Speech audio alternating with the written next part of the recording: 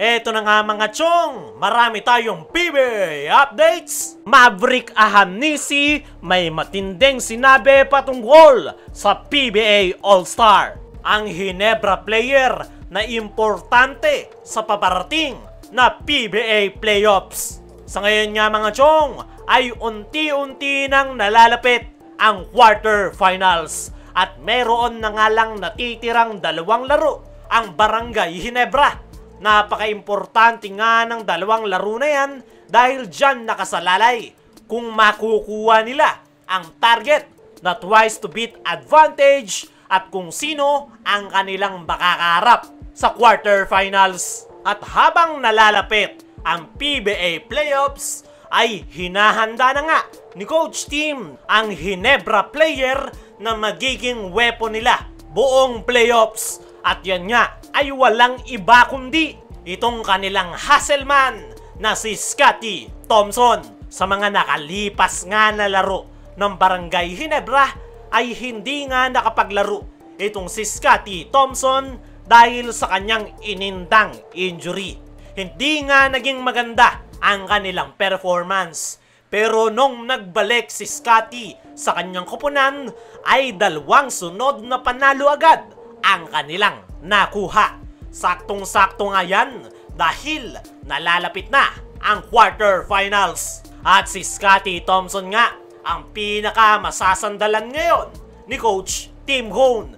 Napakalaki na nga ng inimprove nitong si Scottie Thompson kung noon hustle at opensa lang ang kanyang naiaambag.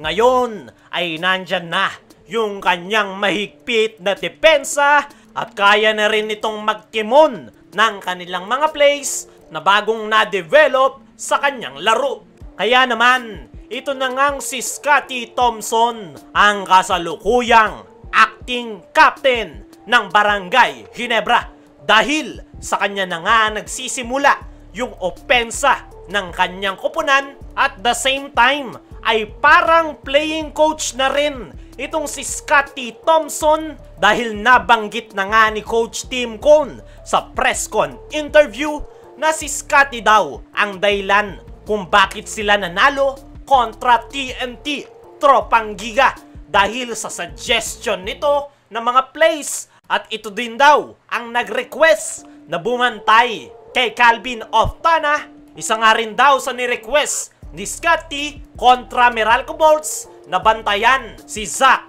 Lofton.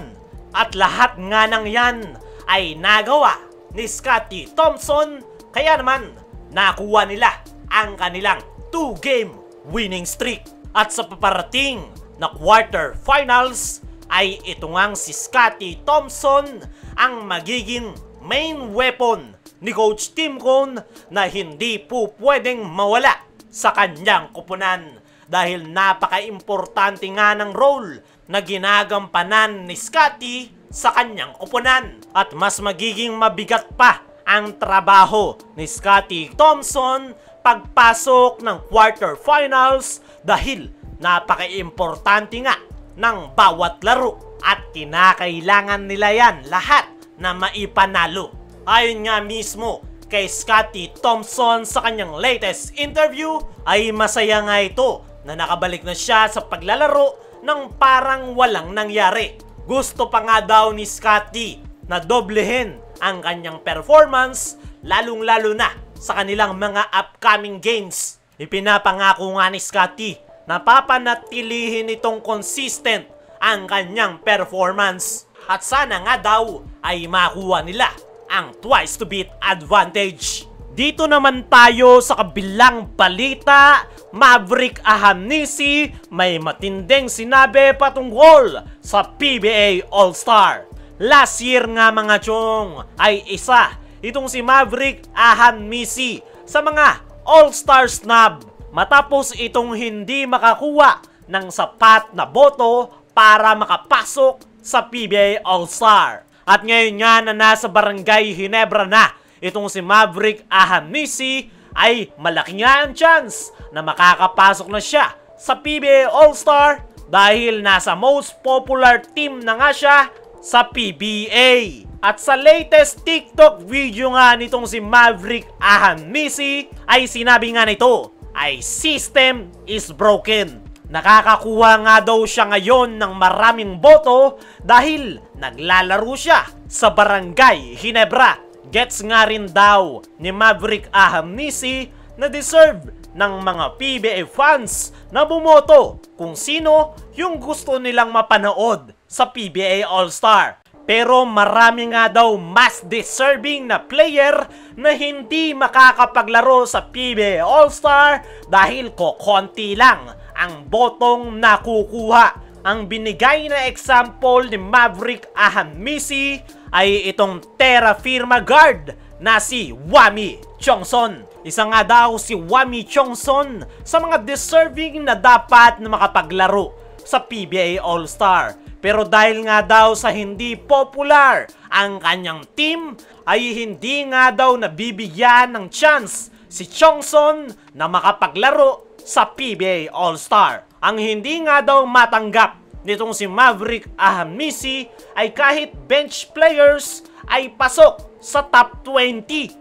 Kaya naman, parang nawawala na daw yung essence ng PBA All-Star at nagiging popularity contest na lang daw. Kaya naman, hindi nga daw magbabago yung pananaw nitong si Maverick Ahanmisi sa PBA All-Star. Kahit pa malaki na yung chance niya ngayon na makapaglaro. Ang sinasabi nga dyan nitong si Maverick Ahanmisi ay maraming deserving players na hindi nabibigyan ng chance. Tama naman ang kanyang mga sinabi at sana nga lang talaga ay baguhin ng PBA ang sistema ng botohan para fair sa lahat.